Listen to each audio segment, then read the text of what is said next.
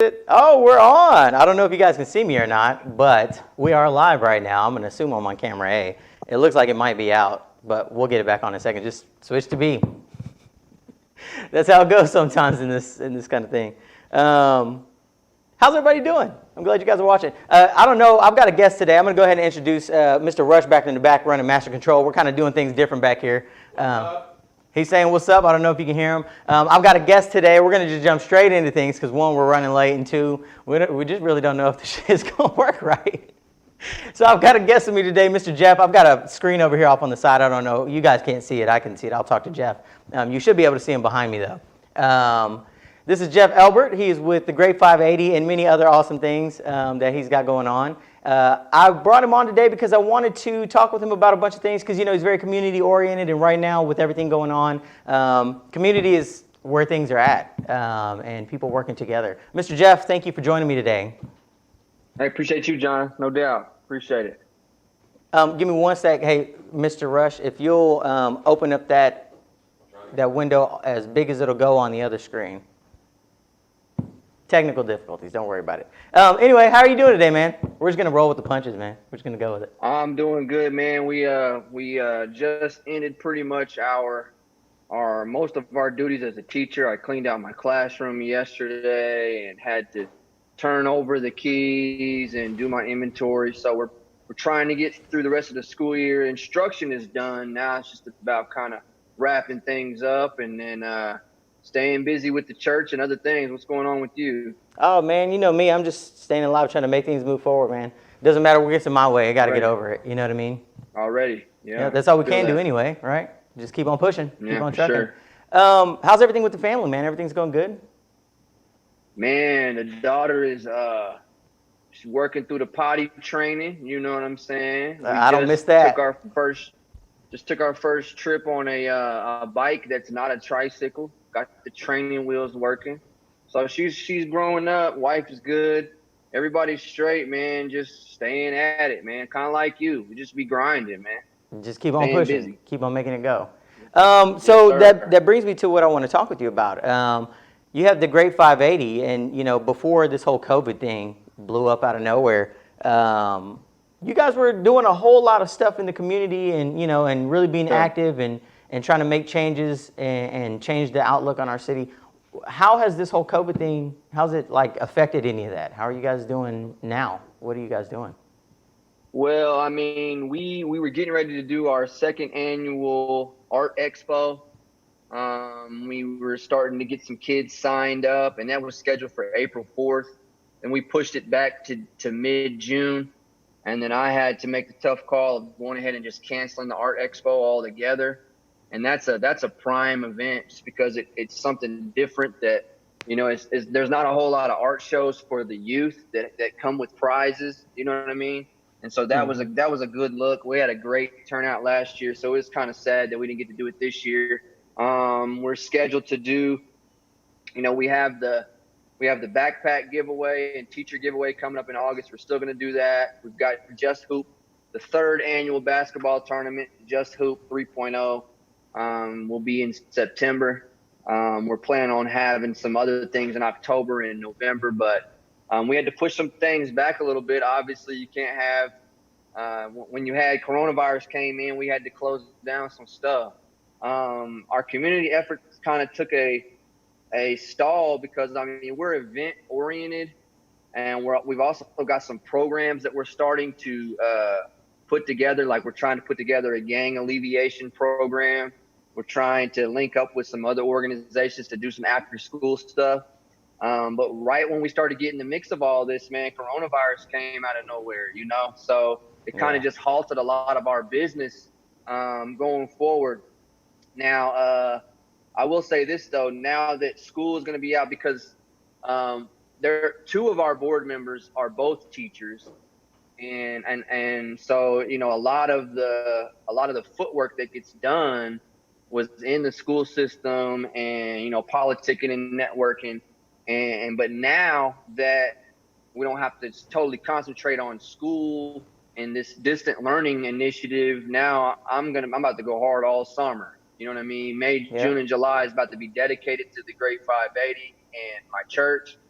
and we're just gonna go hard. You know what I mean? So, Oh yeah. as far as anything we got coming up, I just hope we can do our standard events that we have scheduled, as far as the backpack stuff, the teacher stuff, the basketball tournament, some other things we have in the works. We're currently waiting on our 501c3 to come through, and man, just trying to get to the next step as an Okay. organization.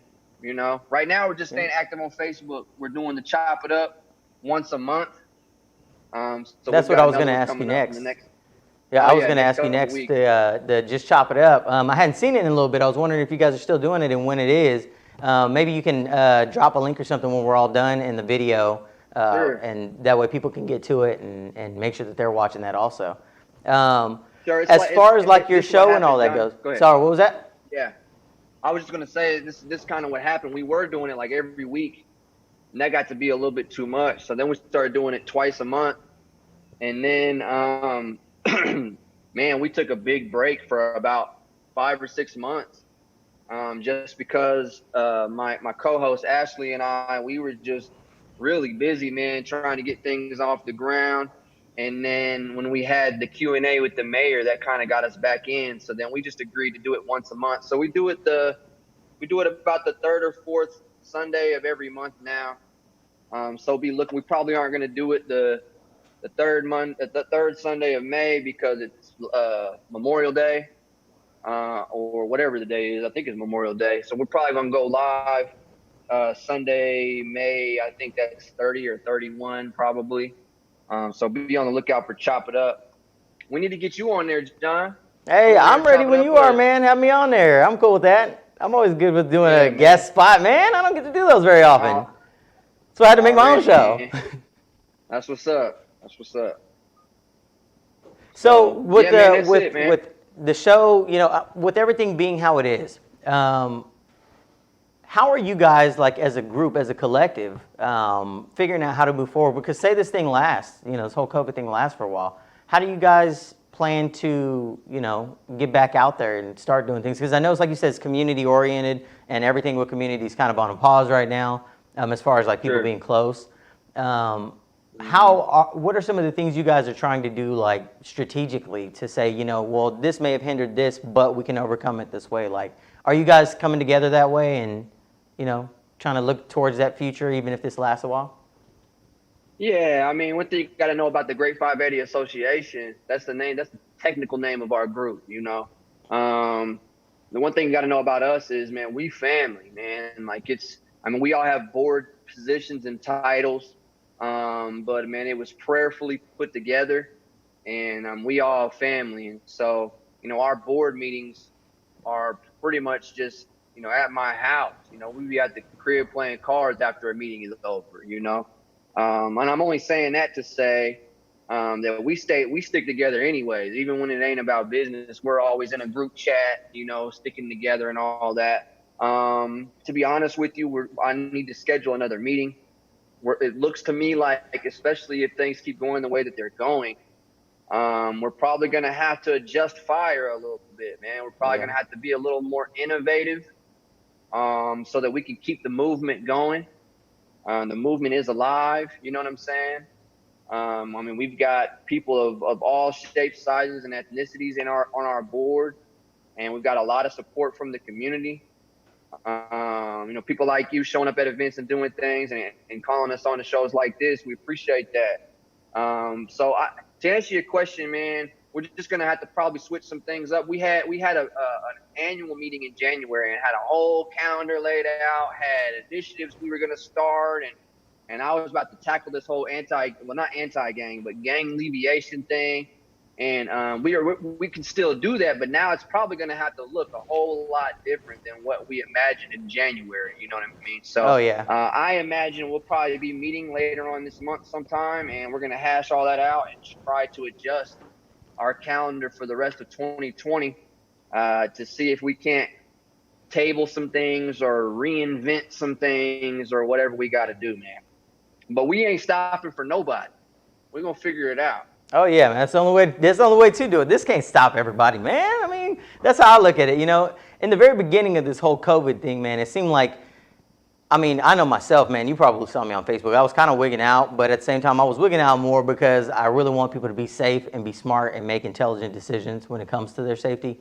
But I know to a lot of people, man, I had a lot of people telling me, Jonathan, you look like you're going crazy. You look like you're going nuts. And I probably seemed like it, from an outside perspective.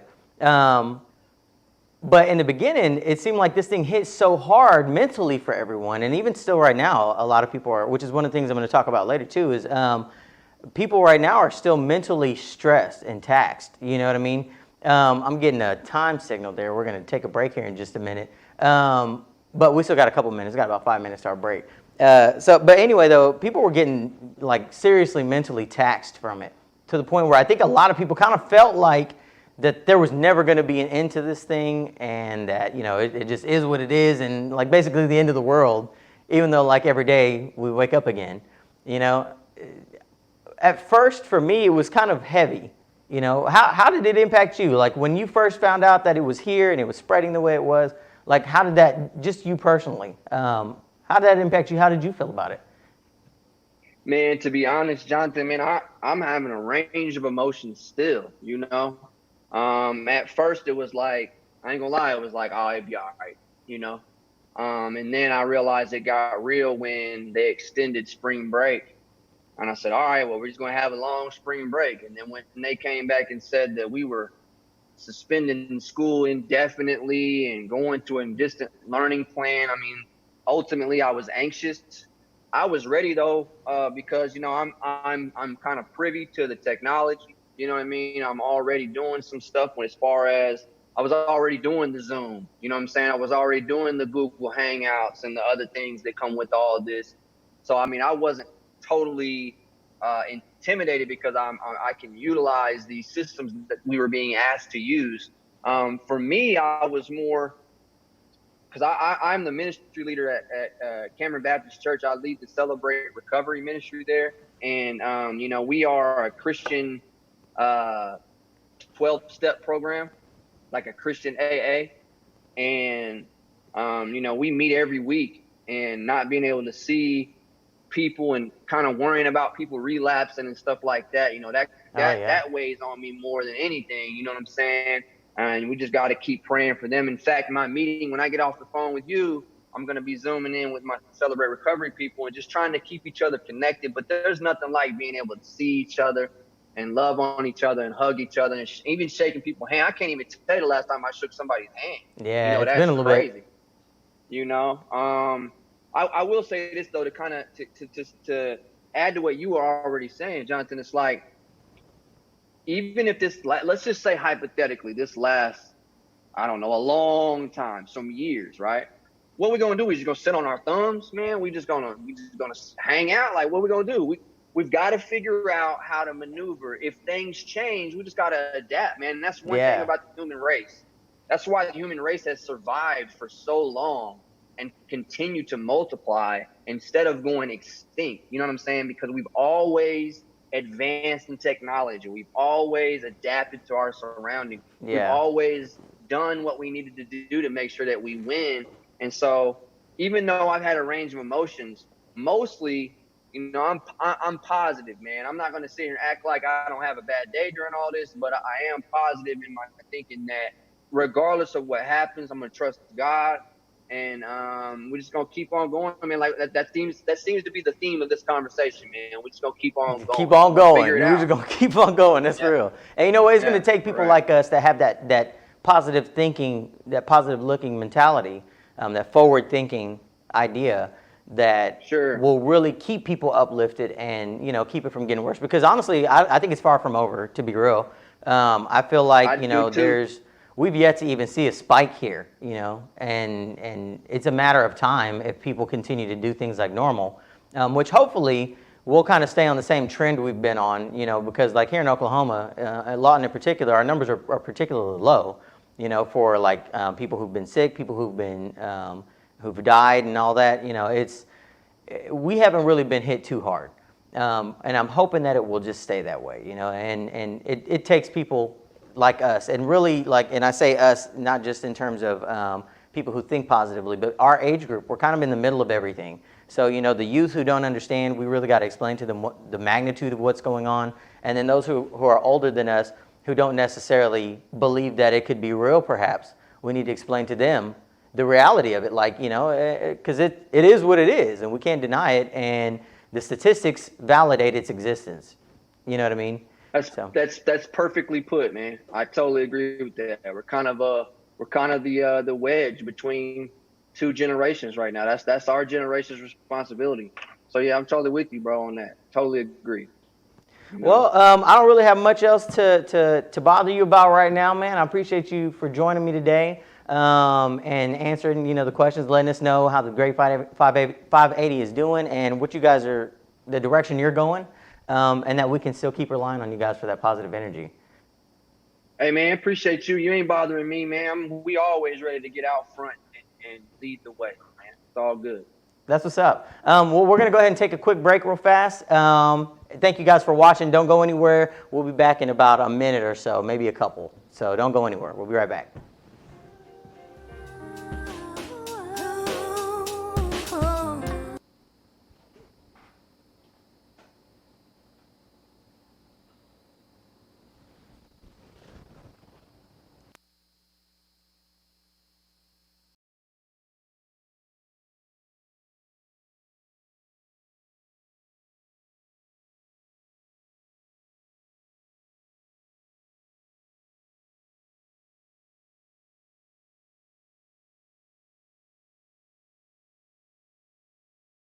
Your small business is ready for the next level of marketing. Having the right tools in hand can help catapult your business into the place it deserves to be. From custom commercials that are ready for broadcast to the professional voiceover that you need for your business phone recording or radio commercial, we build it all in-house. Sign up with us today and see how all of our plans offer exactly the tools that you need. And more importantly, they don't break the budget you set for marketing. Call and visit us online at lookandlawton.com today. Let's get your business to the next level. lookandlawton.com.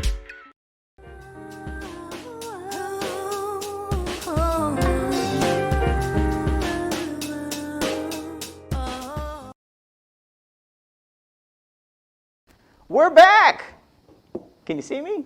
Can you guys see me? We're back. Which camera am I on? Oh, I'm on A. There we are. And I got audio. Oh, I love it. Yes. We had some technical difficulties the first time, but I'm glad that you were watching, and I'm glad you're still watching. I've got some things to talk about today. I mean, they're not really important things necessarily, but they're things. You know what I'm saying? Earlier, we were having some issues, so my thought process was kind of off. I don't know if you guys have ever watched the show before or not. It's the first time on Facebook, so, this is our welcome to Facebook. You're going to get a lot of that kind of stuff. It's going to be great. You'll love it. But anyway, normally the way this works is I'll have a guest like we did earlier, and then we'll talk about some things, and then I'll just talk about whatever random topics that I've picked throughout the week that have come up. So, we get some good stuff sometimes, and sometimes we get some all right stuff, and then sometimes we get some like really garbage stuff, and I try to talk a little bit about a lot of it because it's interesting to different people in different ways. So I've got some good things to talk about. You ready to talk, Mr. Daniel? Mr. Rush, sorry, my fault, guys. He don't want me to call him. It is what it is. All right, I'm glad he can accept that because I'm going to keep screwing that one up. Let me tell you, it ain't the first time. It is not the first time. All right, so the first thing I want to talk about, now these are things that took place last week. So some of them are kind of past due, but I want to talk about them anyway because, they're still stupid shit pretty much, not all of it. So check this out. So everybody knows about the lady in Dallas that was the salon owner. Have you heard about this, Mr. Rush? I have heard about this. Why don't you elaborate and let everybody know who doesn't know? So the lady, and I don't give names or anything like that. You can just go Google the shit that I talk about, and then you'll find it. I promise. Because I'm not gonna blab names and all that stuff. So the lady in Dallas owns a salon, and what ends up happening is she's ordered to close, like all salons and beauty stores and all that stuff were, along with all the other businesses that were told to close because of the whole COVID thing. So what ends up happening is she's like, nah, I'm not about to close. My workers can't feed their families and da-da-da-da-da. And so she doesn't close. So they end up giving her some tickets and all that. And she's like, forget these tickets. And then a bunch of armed people come over to the place and basically stand up to, this isn't all on the same day, mind you, either. This is over a course of time. But they show up, they're armed, and they're protesting. We're not going to close, kind of thing, right? She's not going to close. She tears up the tickets. What ends up happening is she ends up going to court, and a judge tells her, they say, you know, here's what will happen. You pay the fines, and then you apologize to the authorities, to the courts, and we'll just basically give you the fines, and that's it. Slap you on the wrist, more or less, right? She says no, so she ends up getting a week in jail. Now, the crazy part about this is that she gets the week in jail, right? But with the week in jail, she's sentenced to it on the very same day that they announced the day that they would be opening the salons and stuff again. So I just kind of felt like that was a little bit funny. The crazier part to me, though, about the whole thing is the fact that they really had an armed protest to dispute this whole thing, and then, you know, and she still, you know, only got the little bit of time in jail and all. Well, don't get me wrong, 7 days sucks. You know, the most I've ever done was 3, and I don't want to do that again. So, but the whole idea of it sucks. But it's crazy that this is where things are at today. You know what I mean? And in the end, she really didn't break any laws, because while we're being told to stay indoors and all that stuff, which we should be doing, we should be making wise decisions to our actions and all this. We should. We really don't have to. You know what I mean? Like, as a free people, we really don't have to. Now, I don't see why anybody wouldn't want to choose the wiser decision. If I don't have a lot of places to go, I'm not going to go. And I'm not just going to go places just for the shits and giggles of it. Like, there's no point. It doesn't make any sense. So, to me, I look at it like, if I'm going to stay inside as much as possible. I'll go where I need to go, when I need to go, but outside of that, I'm not going to. But that's where things are at today. Like, this is where we're battling things, and that's this whole COVID thing. Yeah, the COVID thing is really going crazy. Yeah, and My it's opinion on the COVID thing, man. When it comes to staying in or going out, is as long as you can trust the next person beside you to be safe with it.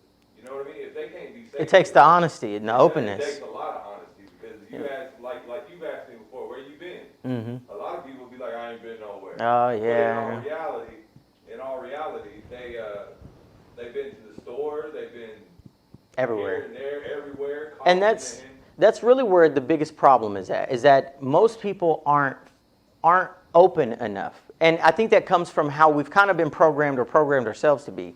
Is that as people, we don't trust one another. We've been taught not to trust one another. I think for the most part, we teach our kids, don't trust people, trust no one. We get all these tattoos that say trust, trust, trust. And that's really the downside to this whole thing, because it's like Mr. Rush was saying, if I can trust my neighbor to volunteer the information to me more than me have to interrogate them for it, then I have a better chance of being able to be around that person without having to go through extreme measures of protection necessarily. Right. You know, if they say, hey, you know, the other day or earlier today I went to the gas station. Well, if you're uncomfortable with somebody who's been in a store, then at least you know, so you can be like, well, let's give it a few days perhaps, you know what I mean? Maybe even a couple weeks. I've gone where it's been a month, 2 months without seeing people. And almost 2 months, I feel like. For me, this whole thing started before it did for everybody else in the U.S. for some reason. Because I was in January freaking out about this thing, and then you know.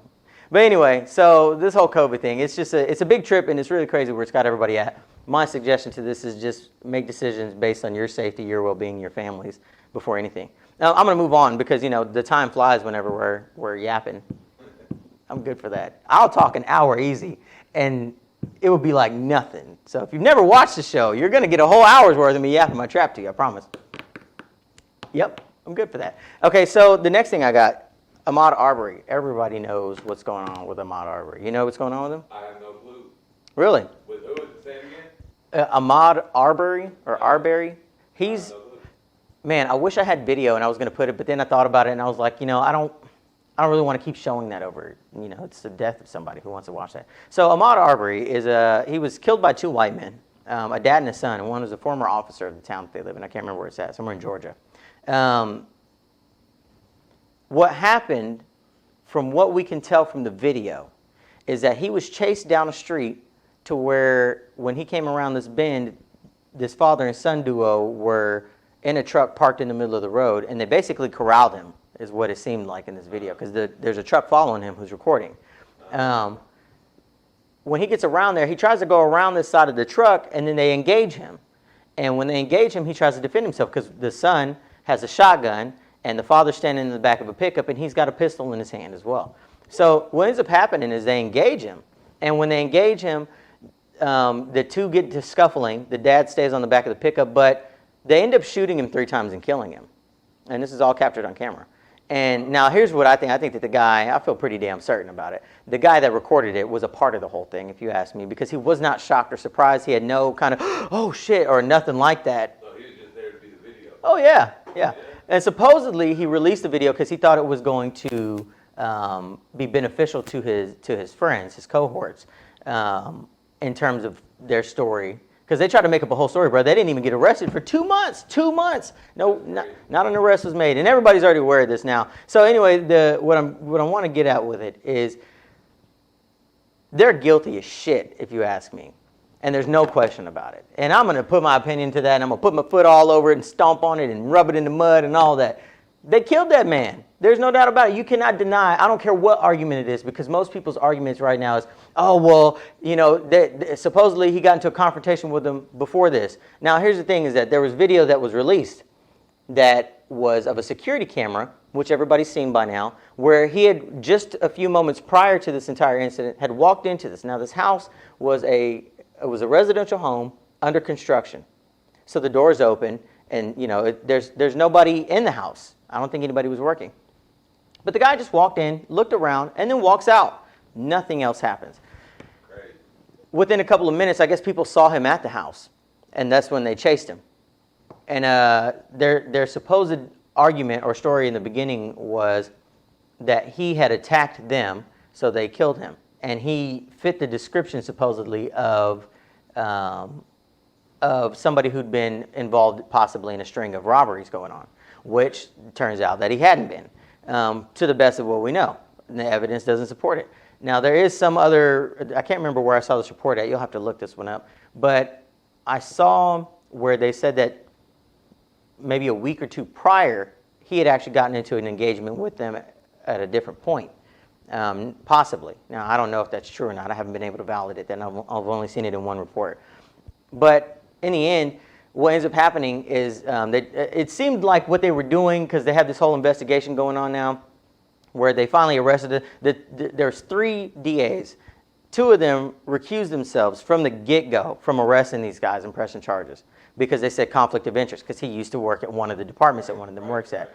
The third one didn't even want to arrest him. They wanted to send it to the grand jury to determine if these people needed to be arrested or not, if they'd broken the law, even though there's video of them having shot somebody and killed them. And had no remorse to it, because they didn't try to assist him in any way or anything after that. The part that I'm getting at, the reason I bring this up, it makes zero sense that they would try to paint this image of him as some robber, right? And yet the people that own that house, they got an immediate notification to their phone when he triggered the camera, the motion camera. They weren't in a rush to look at it, and when they looked at it, they said they saw it and they thought nothing of it, because he didn't do anything. He walked in, he didn't touch anything. He literally walked in, looked around, and then proceeded to pretty much walk out. Right. He didn't even walk around the house. That's great. They said they didn't give a damn. They were like, okay, he didn't do anything. And they came public. They had their attorney come public. Well, it sounds like what you're saying right now, it sounds like he didn't really know where he was. Like Well, no, he lived in the area. He definitely lived in the area. He thought it was his house or something. No. But he walked in, looked around, and Yeah, like it was obvious this place was under construction. You know, there's plywood everywhere, there's frame inside and all that. So it was obvious it was under construction. But as we're continuing on, you know, one thing that I've seen a lot of people say, and I've never personally done this, however, I've done something similar.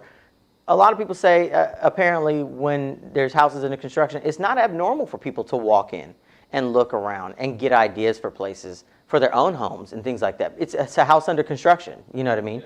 So, I guess it's no different than when it says for rent, if you walk and you start looking in the windows. But you're not kicking in the door. If you kicked in the door, it'd be a little bit different. But looking in the windows, who's going to call the cops on you if there's a for rent sign outside?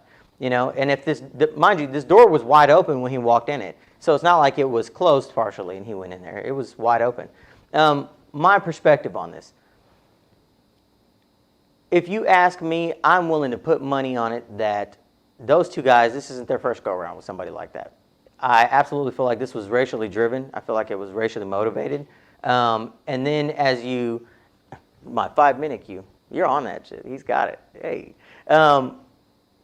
As you dig further, you start to find out that the dad, who used to be a former investigator or whatever, he actually has ties, apparently. There's a photo circulating of him in, it's not a Nazi, it's not a swastika, it's some other deal, but it looks reminiscent of some Nazi Germany shit, some KKK type shit. And honestly, I'm not sure if that was the KKK logo. It might have actually been a KKK logo for all I know. It wasn't the 3 letters, but it was some other little plus sign looking cross thing. Oh, yeah. You know what I mean? Does it look like one of those Arc Raider from a boat shield thing? Yeah, it looks some reminiscent of something like that. Yeah, that's that KKK stuff. That's that KKK shit. And I'm pretty sure. just the way the whole thing transpired, I'm willing to bet that this was not their first go-around. And if it was their first go-around, they did a really damn good job of what they were trying to do. And that's horrible because they killed a man.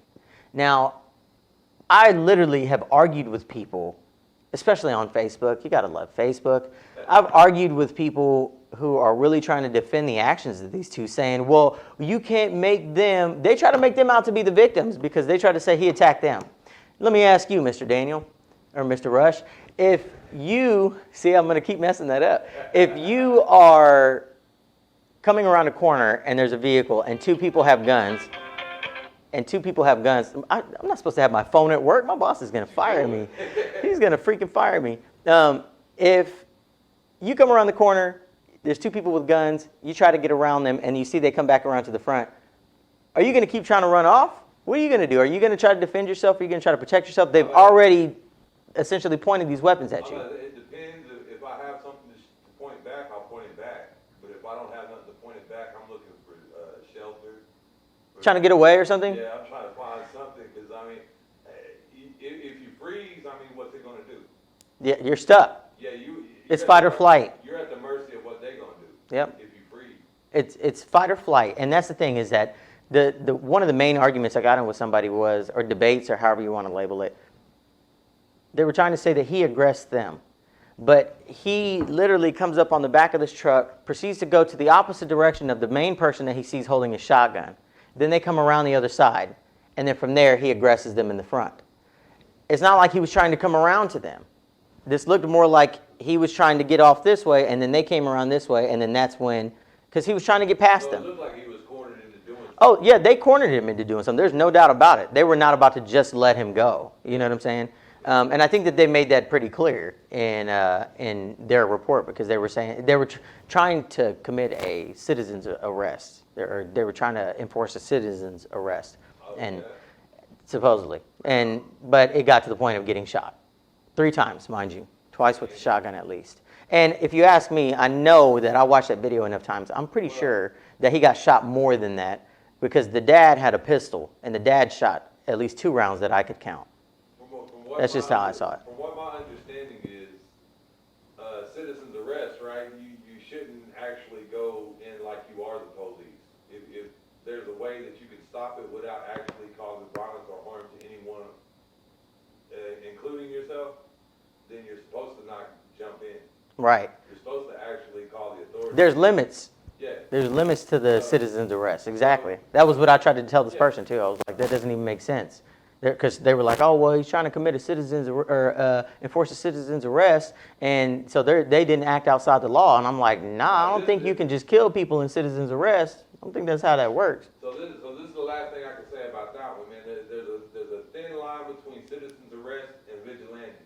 That's the term I kept using. This is vigilante justice. Yeah. And there was no justice because he didn't even commit any crimes. Trespassing, the last time I checked, trespassing ain't a felony. I mean, you might get a ticket for it if you don't just get told to walk the hell off. You know what I'm saying? We're going to take another break real quick. Don't go anywhere. I got plenty more to talk about. And this next thing, I'm pretty sure we all really kind of need to know about it. Be prepared for that because, yeah, I'll talk about it when we get back. Don't go anywhere. Be right back.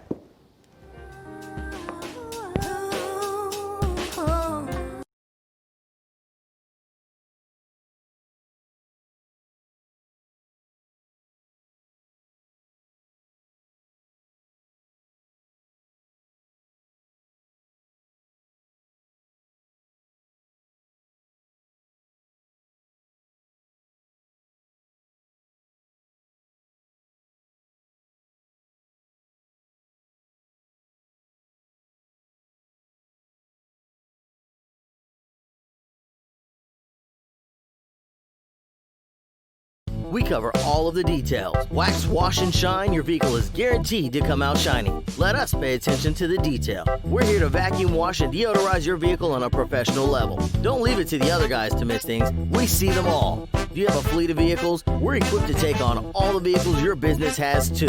Keep your business vehicles looking the best they can. Stop by today and schedule with us or message us on Facebook. Full Throttle Detail, located at 1601 Northwest Sheridan Road in Lawton.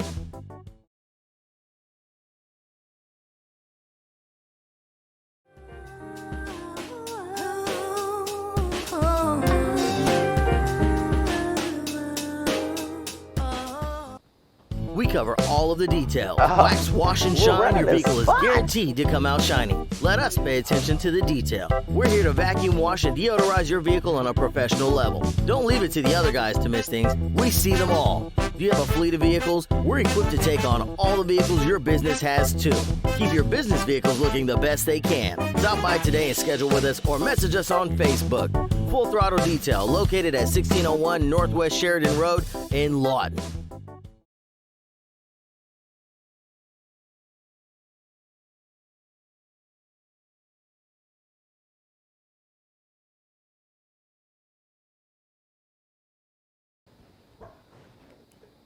And we got mics, so you can hear me. Why don't you?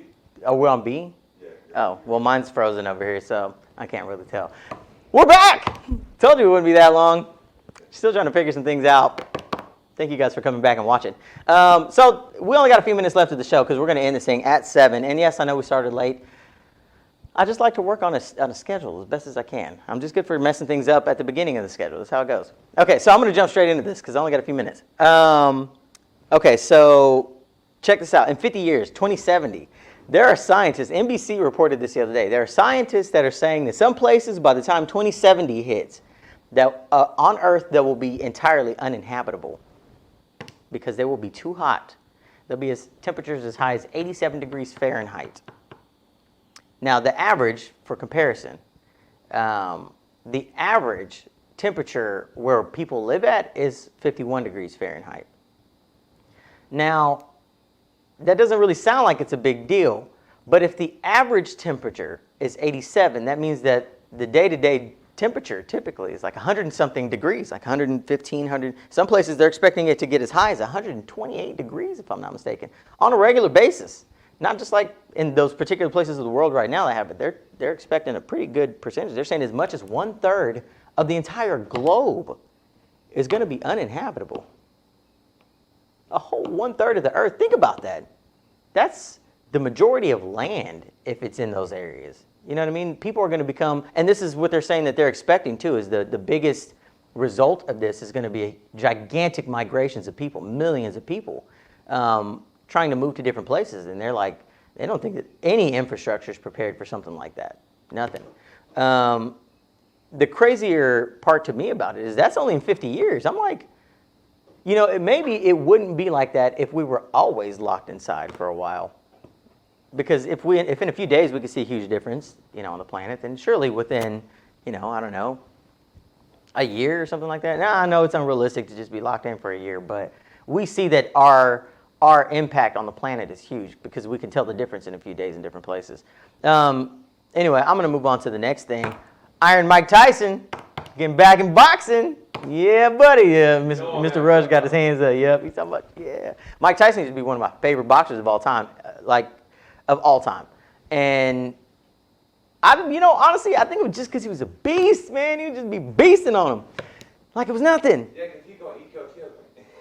Said he's going to eat your children. Yeah, he used to say some messed up shit, didn't he? He said that. See, that's kind of though, okay, so think about it. When he went to prison and he got out and he came back to boxing, he didn't do anywhere near as well. Now, mind you, he had different trainers and all that stuff, so things were different. But he also doesn't have the same trainers now. So everybody's probably seen the video clips by now circulating where he's training, because he's got a match coming up. Let me see when this is. He was offered $1 million to do this match. And he's fighting a 34-year-old guy that's a New Zealand rugby player. His name's Sonny Bill Williams. And they're doing this for a charity in Australia. He's 53 years old. I mean, the dude's still beasting in there, but there's a big difference though. When he was 19 years old and he held those titles that he held, and if I'm not mistaken, he was the youngest person to ever hold both the world title, the world heavyweight title, something like that, and the intercontinental something. Whatever titles they were. He was the only one that held them both, if I'm not mistaken. Anyway, he also was going through a lot of shit back then. So, like, his life was very different. He had, like, this anger pent up in him that, he would unleash it on people in the ring. Even though he's got that monster strength still, it makes me wonder if he's still going to be able to compete like he did, because that whole, drive to kill, that drive to kill was very different than it is today. I mean, hell, apparently he smokes $43,000 worth of weed every month. He got his own weed. He does have his own weed farm. Lucky bastard. I'm just saying. It's going to be interesting, and I look forward to seeing the fight, and honestly, I have a feeling that they're going to make him win. I feel like it's going to be rigged, and I feel like it's going to be rigged so that way, I mean, it's Mike Tyson. You can't just get him out there and make him look bad. You can't just do that. But then he might surprise us and really rock dude's world, you know what I'm saying? He might really get into him, so. My opinion, What's that? What you got? My opinion is Mike Tyson fit to be the world champion again. You think so? And until he retires, he's going to stay world champion. He's going to keep it that way. Okay. Yep. Mike is a beast. I was going to talk about, to move on from that, I was going to talk about that pandemic deal, and we only got a few minutes left, so I'm not going to go too much. But I'm not really going to talk about that. There's a lot of questions about that. And while there is, I think, some legitimacy behind it. Have you heard of that pandemic thing? No, it was a documentary. You'll just have to search it. It's this lady who, I don't even want to talk about it. It's just a lot of shit. You'll have to research it. Say it again. Pandemic. Pandemic. Yeah. And it's interesting. It's interesting to say the least. And I know that a lot of the times when there are accusations and stuff thrown, it's really easy to discredit people, to shut them up rather than actually explain the things that they're talking about. So that's kind of where my questions are at, because supposedly they discredited this lady, but honestly, that's a tactic. So she could very well be talking about some real shit. Who knows? I'm going to skip that. So I'll move to something local real quick. As everybody already knows, we're having all these inmates that have popped up with COVID-19 at the Comanche County Detention Center, which that's nuts to me. That means that one of the employees got it, or somebody visiting got it and then brought it in. And likelihood is it was an employee who got it and brought it in. You don't think so? What do you think? No. You got to think of how many prisoners go in and out of that place every day. So it could have just been anybody who might have got booked that day, and then that's true. It could have been. There could have been a lot of things. How many people they book in one day? That's true. And you have no idea where they've been. That is very true. So anyway, to me, the whole thing is, my major concern is, what are they doing to take care of these people in there? Because it doesn't sound like any prison is really taking care of anybody, giving them masks and pretty much telling them hope for the best, And it sounds like a lot of the prisons in different places are really not giving a damn, to the point of like they're just letting the water overflow and the toilets overflow and all kinds of stuff. They're not giving them clean water. They're not giving them baths. They're not following what the routine is supposed to be even. And that is crazy to me, because we're humans in the end. Like, what the hell's wrong with y'all? I hope that some of you officers or something are watching today, and when you watch the show, after the end of it, at the end of it, maybe if you think about these people as humans just like you are, you would want to be treated, you would want to be taken care of. You're locked in somewhere. And people's first argument is, well, they shouldn't have ended up in jail. Yeah, but nobody knew that shit was coming in there with them. Just saying. I'm going to move on because that will kind of irritate me, and I don't know enough details about it to really have something fruitful to say. Oh, Tekashi 6ix9ine. He's still in prison, right? No, he's out of prison. He's been out of prison for a little bit. Yeah, bro, he ratted everybody out. And I'm just like, what? and that was what I was going to get at. He went live on one of these social networks and talked about why he snitched. Yeah, that's it. And then, but you know what else happened with him more recent was he offered, I think it was like $200,000 or something like that to one of these organizations for like helping kids. And they said that because his views don't align with their views, that they denied the money. They denied yeah. $200,000. Well, I'm with that. Don't get me wrong. Yes, it's cool to help kids out, but at the same time, you have done so much foul shit and made your living off of this foul shit. You're not about to use our organization, even if you are trying to give something to help these kids. You're not gonna twist this up to make it look like you've done something with your whole great life. Right. That, you know, just if you'd have never got caught, then you would still be doing it. Like that's just you trying to flip your image. You know what I mean? Yeah. And don't get me wrong, people can change. They can. But I don't think he did. And then watching that live video of him talking, I don't think he did too much changing. I mean, yeah, he may have changed some because he's not going to get himself in the same circumstances perhaps. But, yeah. You know what? That's pretty much all we got for today. I mean, I got more, but I guess we'll talk about it next time because I didn't plan this well enough today, did I? Thank you guys for watching. Make sure you like, subscribe, share, all that other good stuff. And then and we'll see you next week, Thursday, 6 p.m., hopefully on the dot next time, right? Thank you guys. We'll see you next week.